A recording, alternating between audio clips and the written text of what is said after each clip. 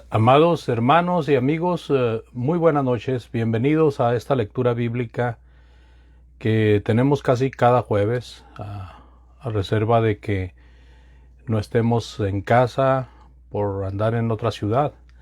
Pero estamos hoy aquí, a pesar de que estuvimos en Tennessee, regresamos y el fin de semana nos volvemos a ir para seguir trabajando allá con los hermanos, ya que la serie de predicaciones se va a llevar a cabo desde el día 18 hasta el veintitantos. Así de que gracias por estar aquí con nosotros en esta noche.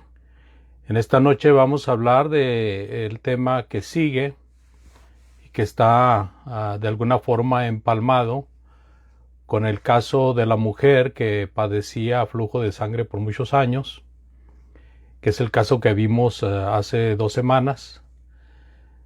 Hoy vamos a ver este caso de Talitha Kumi.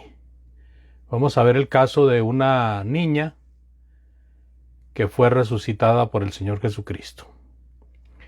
Abra su Biblia, estamos guiándonos por el Evangelio de Mateo, aunque vamos a considerar algunos versículos de Marcos y de Lucas que tienen también este caso registrado. Juan no lo tiene registrado, pero Mateo, Marcos y Lucas sí lo tienen. En Mateo capítulo 9, y veamos el versículo 18, por favor. Mateo capítulo 9 y versículo 18 dice: mientras él les decía estas cosas, vino un hombre principal y se postró ante él, diciéndole: mi hija acaba de morir, mas ven y pon tu mano sobre ella y vivirá. Cuando vemos en este versículo que dice mientras él les decía estas cosas, sin duda estamos viendo el hecho de que el Señor Jesucristo acababa de enseñar el por qué sus discípulos no debían de ayunar estando el esposo presente, y esas son las cosas que Mateo registra que Jesús estaba hablando con los discípulos. Entonces, mientras él les decía estas cosas, vino un hombre principal. Este hombre principal es una persona judía, pero es una persona que tiene una responsabilidad en la sinagoga. Este hombre se postró ante él diciendo: mi hija acaba de morir, mas ven y pon tu mano sobre ella y vivirá. Así de que este hombre principal, descrito por Mateo, en Marcos encontramos un poco más de información acerca de él. Marcos 5:22 dice: y vino uno de los principales de la sinagoga, llamado Jairo, y luego que le vio se postró a sus pies. También podemos leer, amados hermanos y amigos, Lucas 8:41. Entonces vino un varón llamado Jairo, que era principal de la sinagoga, y postrándose a los pies de Jesús le rogaba que entrase en su casa. Entonces se fija entre estos 3 versículos de Mateo 9:18, Marcos 5:22 y Lucas 8:41, encontramos una información completa o más completa acerca de este hombre principal que venía pidiendo el auxilio de Jesucristo. ¿Qué nos dice Lucas acerca de la niña que menciona este principal? Dice Lucas que la niña estaba muriendo, mientras que en Marcos, mientras que Mateo registró que la hija acababa de morir, Lucas nos dice que su hija, que la niña estaba muriendo. También en Marcos nos dice que ella estaba agonizando. Leamos Marcos 5:23. ¿Qué hacía este principal? Y le rogaba mucho diciendo: mi hija está agonizando, ven y pon las manos sobre ella para que sea salva y vivirá. En Lucas 8:42, porque tenía hija única como de 12 años que se estaba muriendo. Entonces Lucas y Marcos registran a una niña que estaba moribunda, mientras que Mateo registra el hecho de que ella ya había muerto. Y vamos a darnos cuenta por qué, porque aquí se trata de probar las cosas, de probar lo que hablamos y de probar lo que habla la palabra de Dios. Para los enemigos de la Biblia, estas serían grandes contradicciones de la Biblia. Pero para los estudiosos de la Biblia, sabemos que la Biblia se contesta a sí misma y nos prueba. Solamente hay que estudiarla, analizarla, observarla detenidamente con las reglas de la interpretación que se nos han señalado en esta materia llamada hermenéutica. No me gusta mucho decir esa palabra porque suena muy pomposa, pero es la ciencia que se encarga de estudiar los textos antiguos, ¿verdad? Y que nos da normas para que podamos descifrarlos, para que podamos entender mejor por qué o cómo podemos encontrar más información o más luz acerca de lo que estamos leyendo. Entonces, en Mateo, ahorita vamos a ver por qué Mateo dice que estaba muerta. Acuérdense que Marcos y Lucas nos dan la información de que estaba moribunda, porque Marcos dice que la niña se estaba muriendo, se estaba agonizando, y Lucas nos dice que se estaba muriendo. O sea que las dos palabras, agonizando y muriendo, es moribunda. Es una palabra que puede servir para describir a los dos. En el versículo 19 también es interesante leerlo, aunque no lo cité ahí. Mateo 9:19. Y se levantó Jesús y le siguió con sus discípulos. Bueno, aquí se levanta Jesús. ¿Por qué se levanta Jesús? Bueno, Jesús está después de haber sanado a aquella mujer que padecía flujo de sangre. Ahora viene, o primero se levanta Jesús, sigue con sus discípulos. Al recibir la petición, Jesús se dispone para llegar a la niña, para entrar a la casa de Jairo, como él mismo le había pedido. Y esto pasó después de sanar a la mujer que tocó el borde de su manto, ¿verdad? Él pudo seguir con esta trayectoria después de que sanó a aquella mujer que tocó el borde de su manto. Recordemos que este es un caso intermedio que se pone en medio del caso de Jairo y la sanidad de su hija. En Mateo 9:23, saltándonos los versículos que hablan acerca de la mujer de flujo de sangre, cuyo caso estudiamos hace 15 días más o menos, en Mateo 9:23 dice: al entrar Jesús en la casa del principal, viendo a los que tocaban flautas y la gente que hacía alboroto. Bueno, aquí llega Jesús a la casa del principal y él, echando una mirada, mira a personas tocando flautas y también a personas que hacían alboroto. Este alboroto, amados hermanos, y este tocar de flautas se debía a que la niña estaba muerta, ¿verdad? Mientras el Señor va caminando hacia la casa de Jairo, en el caso de Marcos, la niña estaba agonizando. En el caso de Lucas, la niña estaba moribunda. En el caso de Mateo, la niña ya había muerto. ¿Por qué Mateo escribió que ya había muerto? Pues Marcos capítulo 5, versículos del 35 al 37 nos da la respuesta.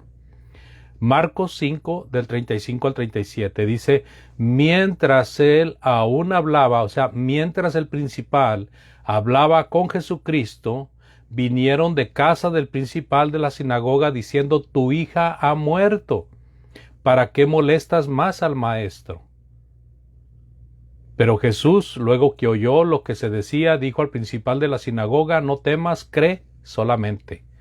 Y no permitió que le siguiese nadie, sino Pedro, Jacobo y Juan, hermano de Jacobo.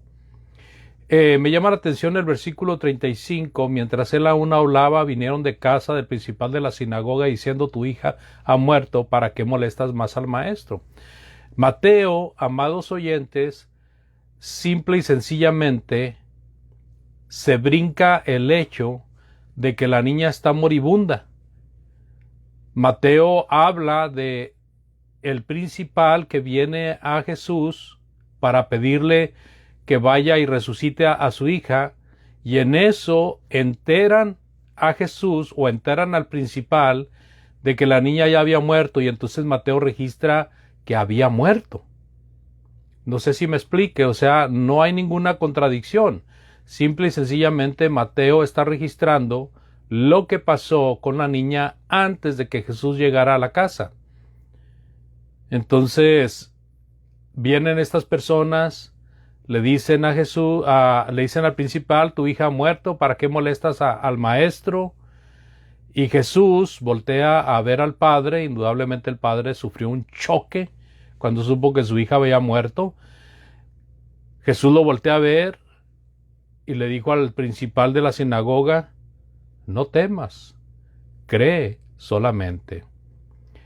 Aquí cuando dice el Señor Jesucristo no temas, cree solamente, no se está refiriendo a creer solamente para ser salvos. Se está refiriendo a que el hombre, este judío, debía de tener fe en Jesús, de tal manera que en vez de fijarse en lo horrible de que había muerto su hija, tenía que poner su vista, su mente, su corazón en el poder de Jesucristo. Entra Jesús a donde está la niña, no permite que nadie más le siga, sino Pedro, Jacobo, Juan y el hermano de Jacobo. Entra en ella. Aquí se nos presenta el cuadro de personas que están experimentando ya la muerte de la niña, pero llega Jesús y le dice al padre: no temas. Ahora, Mateo 9:24, ¿qué les dice Jesús? Apartaos, porque la niña no está muerta, sino duerme. Y esto ocasiona, amados oyentes, burlas, se burlan de él. ¿Pero qué nos dice Marcos 5:39? Marcos 5:39 nos dice: y entrando él les dijo: ¿por qué alborotáis? ¿Y por qué lloráis? La niña no está muerta, sino duerme. En Marcos 5:40 dice: se burlaban de él. Mas él, echando fuera a todos, tomó al padre y a la madre de la niña, y a los que estaban con él, en este caso era Juan, Pedro y Jacobo, y entró donde estaba la niña. O sea, ¿quiénes estaban o quiénes iban a ser testigos de lo que iba a pasar ahí? Bueno, iban a ser testigos directos los padres de la niña, Pedro, Jacobo y Juan. Así de que 5 personas iban a testificar lo que ahí se iba a realizar. Y esto me recuerda mucho, amados hermanos, cuando Jesús dice: la niña no está muerta, sino duerme. Pues se burlan de él porque ellos sabían que ella estaba muerta. Pues Jesús también sabía que ella estaba muerta. Pero en el sistema judío, amados, en los modismos de los judíos, hay un modismo que se llama eufemismo, y ese eufemismo nosotros mismos lo practicamos en muchas cosas. El eufemismo es decir palabras que no suenen tan rudas, palabras que no suenen tan fuertes, sino palabras que suavicen. Y Jesús, en su grande sabiduría, en su inmensa sabiduría, declara a este hombre que sufre la noticia de que su hija había muerto. Jesucristo le dice: duerme. Y así les vuelve a repetir a estas personas: ¿por qué están alborotando y por qué lloran? Ella no está muerta, ella duerme. Y también esto tiene que ver, amados oyentes, con el hecho de que para una persona estando muerta, no puede ser resucitada por nadie. Solamente Jesucristo pudo hacer esto. Dios puede hacer esto. Ahora, en Marcos 5:40 se burlaban de él, mas él los echó afuera y allí dejó a los padres y a los que venían con él. Y me hace recordar el hecho de Juan capítulo 11 y versículo 11. Fíjese lo que pasó en Juan 11, encontramos el registro de la muerte de Lázaro. Encontramos el hecho de que Jesucristo va a la tierra de su amigo Lázaro y de sus amigas María y Marta, allí en Betania. Pero ¿qué pasa? Que el Señor llegó cuando Lázaro ya había sido sepultado. Y es más, tenía 3 días que había muerto. Es más, ya era el 4º día. Pero en Juan capítulo 11, versículo 11, me llama la atención las palabras de Jesús. Dice Juan 11:11, dicho esto, les dijo después, nuestro amigo Lázaro duerme, mas voy para despertarle. O sea, cuando él va con la intención de llegar a Betania, a la casa o al lugar donde está la gente que fueron a sepultar a Lázaro después de estar haciendo duelo por él, pues él va para despertarle. Dice, Lázaro duerme, mas voy para despertarle, porque para el Señor Jesucristo el que una persona está muerta, para él es como si estuviera dormida y como si él la fuera a despertar. En Juan 11, versículos del 12 al 15, en Juan 11, 12 al 15, dijeron entonces sus discípulos, Señor, si duerme, sanará. Pero mire la explicación que hace Jesús para que no vayamos a confundir la situación de que la niña a la cual el Señor Jesucristo le va a decir Talita Cumi, que no vaya a haber la confusión de que estaba dormida, ¿no? Es que Jesús habla de una persona como esta niña y como Lázaro, que estaban muertos, habla como de ellos como si estuvieran dormidos, pero es una metáfora, es una figura. Y Jesús dijeron sus discípulos, Señor, si duerme sanará. Pero Jesús decía esto de la muerte de Lázaro. Y ellos pensaron que hablaba del reposar del sueño. O sea, Jesús dijo, Lázaro duerme, pero se refería a la muerte de Lázaro. Mientras que ellos pensaban que se refería al reposar del sueño que cada uno de nosotros hacemos mayormente cada noche, ¿verdad? Habrá algunos que trabajen de noche, pero regularmente se hace en la noche de dormir. Entonces Jesús les dijo claramente, ahora el versículo 14 de Juan 11, Jesús les dijo claramente, Lázaro ha muerto. Y dice Jesús, y me alegro por vosotros de no haber estado allí. Fíjese, el Señor se alegraba de no haber estado allí, porque así pasaron todos estos días, se iba a parecer más difícil que hubiera alguna solución de que Lázaro se levantara, si ya habían pasado más días. Y entonces dice, me alegro por vosotros de no haber estado allí para que creáis, mas vamos a él. ¿Sí? Entonces ahí la situación, amados, es que si hubieran pasado 4, 5, 6, 10 días, un año y Jesucristo quiere resucitarle, lo va a hacer. Lo va a hacer. Ahora en Mateo 9:25, cuando leemos, regresando al caso de la niña, esto que hablamos de Lázaro es nada más para que entendamos mejor el asunto de cuando el Señor Jesucristo dice, la niña no está muerta sino duerme. Ya con el caso de Lázaro pues entendemos mejor de que aunque Jesucristo dice si no duerme, se refiere a la muerte del cuerpo, no al descansar del sueño.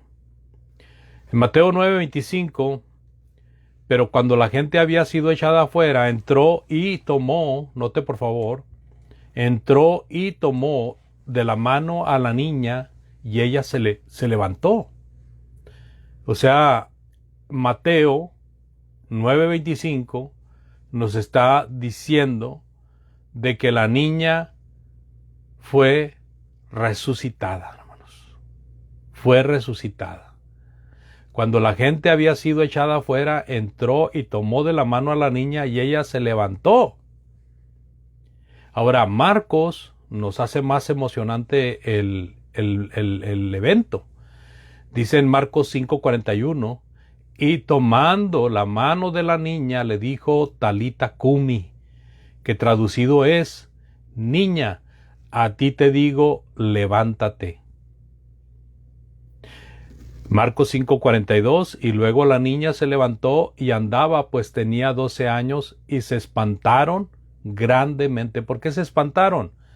Porque la habían visto muerta y estaban asustados porque estaban viendo prácticamente a un muerto levantado. En Marcos 5:43, pero él les mandó mucho que nadie lo supiese y dijo que se le diese de comer. Lucas, fíjese, este hombre, este escritor, Lucas, escritor y médico, evangelista, escritor y médico, Lucas menciona algo muy sabio. Usted habrá leído Santiago 2:26, donde dice que cuando el espíritu deja el cuerpo, eso es la muerte. Bueno, dice Lucas, entonces su espíritu volvió e inmediatamente se levantó y él mandó que se le diese de comer. Lucas está hablando de lo que pasó, amados. Es cierto que es un levantamiento. Jesús le dice a la muchacha, levántate, y la muchacha se levanta. Es cierto que hubo una resurrección ahí. Pero ¿qué pasó en el mundo espiritual que nosotros no vemos?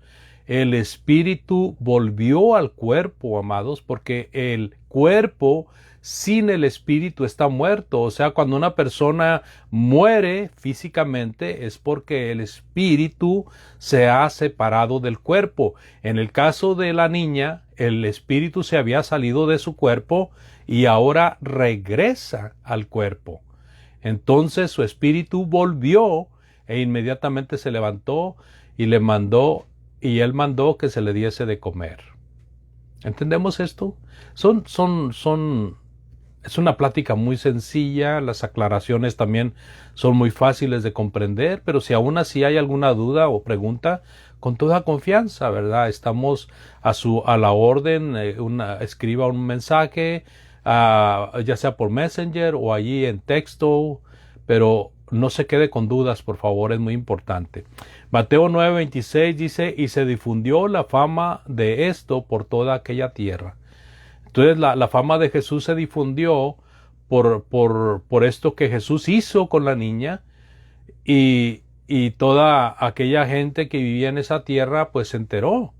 Aunque Jesús recomendó de que nadie lo supiese, pues no pudieron aguantarse el dar la noticia, y esto a veces traía problemas en el caminar del Señor Jesucristo, porque demasiada gente más venía para conocerle, para pedir alguna sanidad, algún milagro, para pedirle, aún para escucharle hablar. Entonces, por eso era importante de que no se difundiera los milagros. Otra cosa muy importante, los milagros no eran el principal propósito de Jesucristo. El principal propósito era terminar de hablar lo que tenía él que hablar, todo lo que tenía él que enseñar, especialmente a sus discípulos. Entonces, mientras no se terminaba de hablar la palabra de Dios, él estaba pensando en ello, en que ya era momento de avanzar en cuanto a la enseñanza con los apóstoles. Pero bueno, eso sería otro tema muy interesante. Aquí lo importante es, un hombre principal viene a Jesucristo, le dice que su hija está moribunda. Mientras van a su casa, es informado que su hija ha muerto. Jesús le dice al hombre, no temas, si tú crees, tu hija no está muerta, sino duerme. Viene a la casa, ve a esta gente se burla de él porque él dice que no está muerta, sino que está dormida. Y allí delante de ellos, delante de los padres, delante de sus discípulos que iban con él, resucita a esta niña, y lógicamente que toda la demás gente que está afuera se da cuenta de este evento, se difunde la fama de esto por toda aquella tierra, y entonces ¿Cuál es la lección para nosotros, amados? Principalmente nosotros debemos de estar conscientes de Jesucristo es Dios. Nosotros debemos de estar conscientes de que Él es el Todopoderoso. Él nos ha dado muchas muestras a través de estos estudios de cómo Él tenía el poder sobre todas las cosas. Sobre todas las cosas. No, ni una cosa estaba fuera del poder de Dios. ¿Verdad? En el tiempo de Jesús, a los que no le conocían, les convenía conocerle, y a los que le conocían les convenía concentrarse en el poder que él tenía, en lo que él era. Él era Dios, amados. Los hombres muchas veces quieren ver para creer, pero Jesús dijo en los dos casos que presentamos, tanto en el de la niña como en el de Lázaro, si crees, verás. En Romanos capítulo 6, versículo 23, nos ha enseñado la palabra de Dios, el apóstol Pablo, porque la paga del pecado es muerte, mas la dádiva de Dios es vida eterna en Cristo Jesús, Señor nuestro.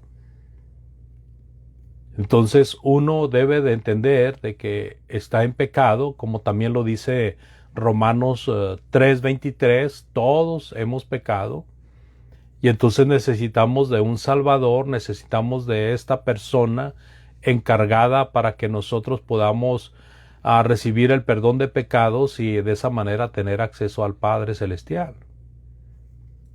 Pero este es Jesucristo, que nos da muestras de su poder, nos da muestras de que Él es el Hijo de Dios y que Él para eso vino, para sanar y salvar lo que se había perdido. Y entonces nosotros necesitamos creer en esto. En Juan 11:25 el Señor Jesucristo declaró a Marta, le dijo: yo soy la resurrección y la vida, el que cree en mí, aunque esté muerto, vivirá. ¿Sí? Pero si uno considera que está muerto por causa del pecado, oye el Evangelio, viene a Jesucristo aceptando sus condiciones, pues entra de la muerte a vida y tiene la promesa de la vida eterna. Juan 4:13, Jesús le dijo a la mujer samaritana, cuando él le pidió agua, ella le dijo: pues tú cómo me pides agua a mí, soy samaritana. Y Jesús le dijo: cualquiera que bebe de esta agua va a volver a tener sed. Versículo 14, mas el que bebiere del agua que yo le daré no tendrá sed jamás, sino que el agua que yo le daré será en él una fuente de agua que salte para vida eterna. Entonces ahí está la promesa de nuestro Señor Jesucristo. Él es la resurrección y la vida. El que cree en Él, aunque esté muerto, vivirá. Cuando el creyente fallece, cuando el creyente muere, muere con la esperanza de que va a tener la vida eterna. Sus familiares, sus dolientes, reciben gran consuelo de saber que si esta persona falleció estando en el camino del Señor, pues el lugar donde él está después de su muerte es mucho mejor. El dolor y la tristeza y lo inconsolable que se turna el momento es cuando sabemos que una persona murió sin estar bien con Dios, sin haber servido a Dios.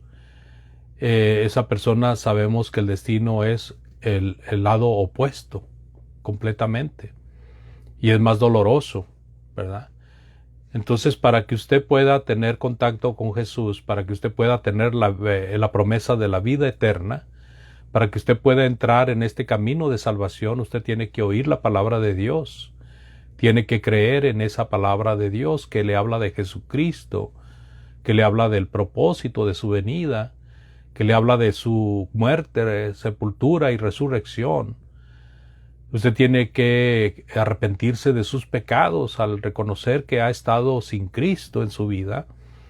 Usted tiene que confesar que Él es el Hijo de Dios. Usted tiene que bautizarse para perdón de pecados.